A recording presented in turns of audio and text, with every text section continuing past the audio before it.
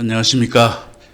조재팔입니다. 자, 오늘은 경매 취하에 대해서 알아보겠습니다. 경매가 들어갔다 하더라도 채권자에게 지연 이자와 집행 비용을 지급하고 또 원금을 일부 상환하면 취하를 시켜주죠. 예를 들어 은행에 대출을 받았다. 그리고 경매에 들어갔다. 그럴 경우 은행에 가서 일부 상환하고 그리고 집행 비용과 연체 이자를 납부하면 경매를 취하시켜 줍니다. 그런데 만약 낙찰이 되었다 하더라도 취하가 가능합니다. 채권자는 지연이자도 들어오고 원금도 일부 상환되어서 취하를 해주려고 한다. 그런데 낙찰이 되었다면 그 낙찰자의 취하 동의서를 첨부하면 됩니다. 인감증명서와 함께 취하 동의서를 법원에 제출하면 경매는 취하가 됩니다. 만약 낙찰자가 취하 동의서를 해주지 않는다. 그럴 경우 취하는 되지 않습니다. 그러나 만약 채무자가 집행비용과 지연이자 그리고 채무액 전액을 상환하면 낙찰자의 동의 없이 경매는 취소가 됩니다. 취하와 취소가 약간 다르죠. 취하는 채권자가 해주는 것이 취하이고 취소는 채무자 혹은 집행기관, 법원에서 기각을 시키는 경우를 말합니다. 법원에서는 채무가 다 변제되었다. 그러면 기각을 시키겠죠. 자, 취하와 취소는 언제까지 하여야 되느냐.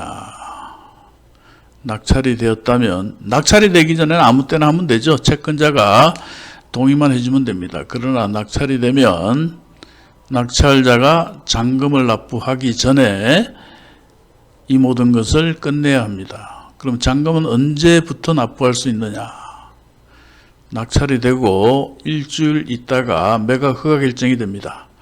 매각 허가 결정이 되고 그로부터 일주일 후 확정이 되죠.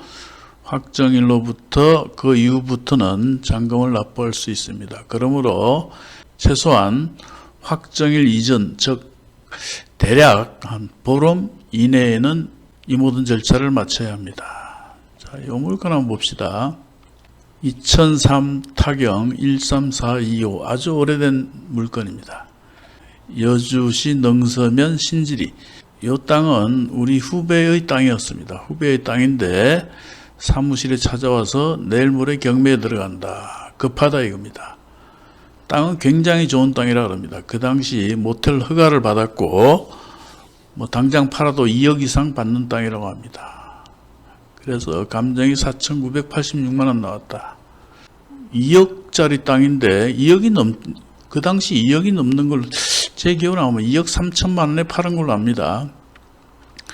2억이 넘는 땅이 4,986만 원에 나왔으니 황당하죠? 그러면 빚이 얼마냐고 하니 6,500만 원입니다. 그럼 6,500만 원 갚으면 될 게 아니냐. 당장 갚을 돈이 없다는 겁니다. 취하를 해달라고 해도 일부 상환이 되지 않으면 취하가 되지 않는다. 그래서 어떻게 하면 좋겠냐 이렇게 고민을 하길래 그러면 일단 낙찰을 받아라. 낙찰을 받으면 일주일 있다가 결정이 되고 또 그로부터 일주일이 지나면 확정이 되고 그리고 대금 지급 기일은 약 1개월쯤 되죠. 그러면 시간을 2달 정도 벌 수가 있습니다. 그래서 제가 도와주는 차원에서 1억 5,060만 원의 낙찰을 받게 됩니다.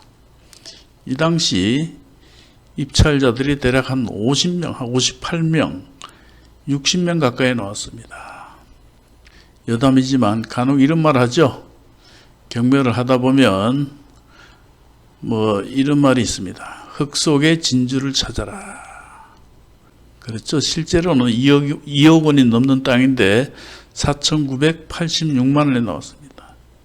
흙 속에 진주 같죠? 맞습니다. 흙 속에 진주는 있습니다. 그런데 이와 같이 진주값 다 쳐줘야 합니다. 경매하는 사람들이요, 귀신 같습니다. 귀신 같아요. 시세 대비 월등히 저렴한 금액에 나왔다면 귀신같이 찾아내서 입찰을 합니다. 그래서 60명이 나왔다는 겁니다. 제 기억으로는 이때 낙찰받고 박수를 받았습니다. 박수를. 자, 이제 낙찰을 받았으니 시간을 벌었죠. 2달간의 시간을 벌었으니 요 돈을 상환하면 경매는 끝납니다. 그렇죠? 그런데 2달이 지났는데도 이 금액을 상환하지 못했습니다. 돈이 준비가 되지 않아서 취하를 해줄 수 없다. 자, 1억 5,060만 원에 낙찰받아서 잔금은 납부를 하지 못했습니다. 미납을 했습니다. 그러면 보증금은 몰수되겠죠? 최저가 4,986만 원에 10% 498만 6천 원은 몰수가 됐습니다. 그리고 6월 18일 재매각이 됩니다. 이때 다시 낙찰을 받게 됩니다. 그때 제가 1억 5,060만 원을 썼는데 2등이 1억 5,010만 원이었습니다. 놀래가지고 이때는 1억 8천만 원을 쓰게 됩니다. 이때도 굉장히 많이 왔습니다. 자, 다시 낙찰을 받았으니 다시 이 빚을 전부 갚아라 했는데 또 못 갚았습니다. 자, 여주 지원의 경우 재매각 사건의 경우 보증금이 30%입니다. 498만 6천 원에 30%면 대략 한 1,500만 원 되죠. 자, 1,500만도 몰수를 당하게 됩니다. 그리고 8월 20일 다시 경매에 나왔습니다. 자, 이번에는 꼭 갚아라 하면서 다시 낙찰을 받게 됩니다. 1억 7,800만 원. 낙찰이 되었으니 채무자는 채권자를 찾아가서 일부 금액을 상환하고 그리고 취하를 해달라고 요구를 했습니다. 일부 금액 상환이 됐으니 당연히 취하를 해주겠죠. 그때 낙찰자 동의서가 필요하다 그랬죠. 낙찰은 제가 받았기 때문에 당연히 취하 동의서를 해주게 됩니다. 참고로 낙찰을 받고 미납한 사람은 다음 재매각 사건에서 입찰 자격이 없습니다. 물론 당연히 입찰자는 다른 사람의 이름으로 입찰을 했겠죠. 그렇게 해서 8월 20일 낙찰을 받아서 11월 19일 취하를 하고 종결됩니다. 자, 이렇게 경매가 취하가 되면 몰수됐던 보증금들이 있죠. 여기서 490여만 원, 500여만 원, 요거 미납했으니까 1,500만 원, 요것도 한 1,500만 원, 대략 3,500여만 원이 몰수가 됐죠. 그러나 경매가 취하 내지 취소 기각이 되면 몰수됐던 보증금은 전부 돌려줍니다. 이자까지 돌려줍니다. 자, 제가 오늘 말씀드리는 것은 혹시 주변에 경매가 들어가신 지인분들이 있다면 이런 식으로 시간을 벌어서 경매를 취하시키는 방법도 있다.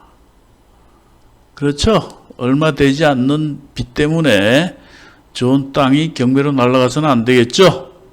자, 결국 이렇게 해서 우리 후배는 일반 매매를 통해서 2억 3천여만 원에 매매를 했다. 그리고 종결이 되었습니다. 만약 누군가 1억 5천 100만 원에 낙찰받고 잔금을 납부했다면 큰 손해를 받겠죠. 자, 여러분들 주변에 이렇게 경매에 들어가서 어려움을 겪는 사람이 있으면 이런 식으로 처리하는 방법도 있다. 오늘은 간략하게 경매 취하에 대해서 알아봤습니다. 자, 여기까지입니다.